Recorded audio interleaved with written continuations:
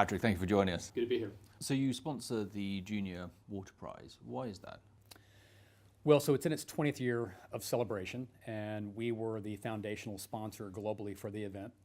The rationale really is twofold. One, to educate the younger generation and get them excited about the possibilities in the water sector and industry. I think two, it's a recognition that it is the younger generation oftentimes that, the whole phrase of think outside of the box, they don't even know box exists. And so the ideas they come up with are extraordinary. So you've just issued a report highlighting the fact that you can reduce the carbon emissions from wastewater, but without adding additional cost. How does that work? Yeah, so the report was called Powering the Wastewater Renaissance. We published it late last year. It was tied to the COP21 negotiations in Paris.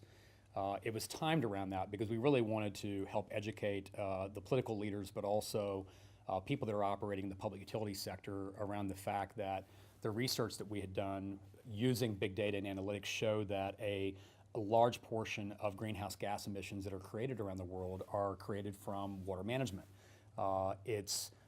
Energy consumption is the single biggest operating cost for water utilities and public utilities in general. But in many cases, they don't have access to the data to know exactly what's driving those costs. And so what the report really speaks to is that up to 50% of those emissions could be abated at negative or neutral cost to the customer over a reasonable time frame. And so you can imagine, especially in areas where new infrastructure is being built, why would you not put in place smart infrastructure with energy efficient pumping networks? Obviously, the challenge is when you're upgrading or refurbishing existing infrastructure, and we think there's a huge opportunity there also as people begin to get this knowledge and we get the word out. So it takes time. I think many people ask, well, why would it be obvious? And one of the challenges that water utilities face around the world are budgetary constraints, and they live from annual budget to annual budget. And so we are working with our customers to find more cost-effective ways for them to create the funding necessary to do that. I think with the flashpoints that are happening around the world right now around water infrastructure, it's not a matter of whether the money's going to be spent, it's a matter of when.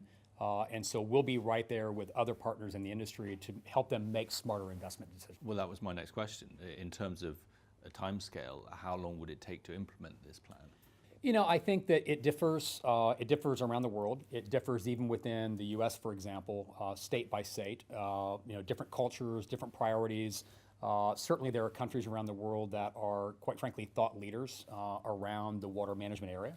The UK is one of those with the 5-year AMP cycle. And so typically within the UK, it's about 5 years to make those kind of upgrades. You come to Sweden, it happens on an annual basis. Parts of the U.S. are quite advanced in that area, and we already see the projects being funded and moving forward.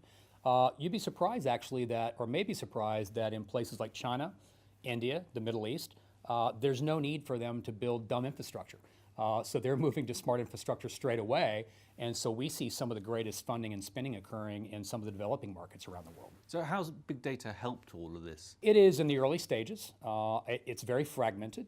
That was one of the reasons that we had signed an agreement 2 weeks ago to acquire a great company, Census, because while they are very advanced in smart metering, beyond that they have a great telecommunications platform called FlexNet, but they also have early stage data analytics capability that they've built not only around water utilities but also gas, electric, and they're involved in smart lighting in a number of cities. And so what we've found is that the challenge is not building the data science capability.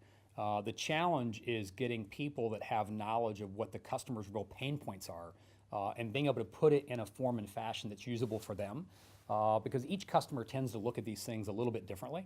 And so what we really love about the Census team, amongst many things, is their data analytics team is also built with people that came out of the utility industry.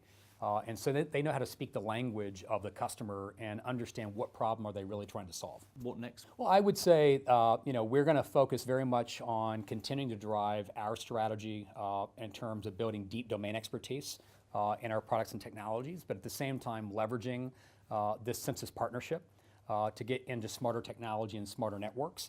I think that there are tremendous opportunities also in the advanced treatment space for industrial. where there are tremendous challenges around the world. So we've got some gaps in our portfolio there that we'll certainly be looking to build over time. But at the same time, it's just focus and execute.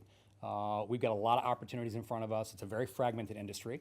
There are a lot of causes that we can be a part of. We pick and choose carefully those causes that we get behind. Stockholm Water Week is one of those.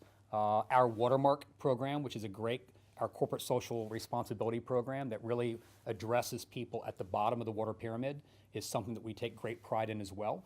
And so we've got a whole runway in front of us of things that we can do to help the world solve its water challenges. What have you most enjoyed about World Water Week so far? The Junior Water Prize. You know, I just, every year I keep thinking this is the best I've seen.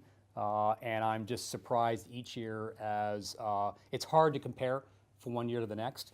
But I think, you know, the students themselves just keep getting smarter, brighter, more mature, more poised. They really are the future leaders, whether they choose to do that in water or some other form of passion for them. So that's always the highlight of my Stockholm Water Week. Patrick, thank you very much for your time. Thank you very much. Pleasure to be here.